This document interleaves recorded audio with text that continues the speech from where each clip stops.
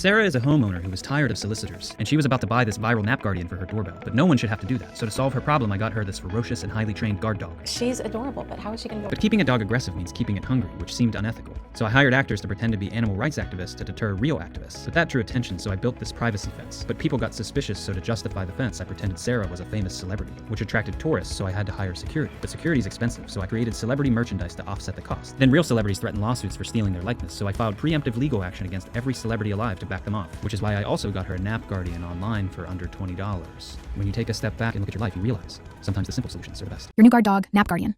On sale Amazon and TikTok shop links and comments.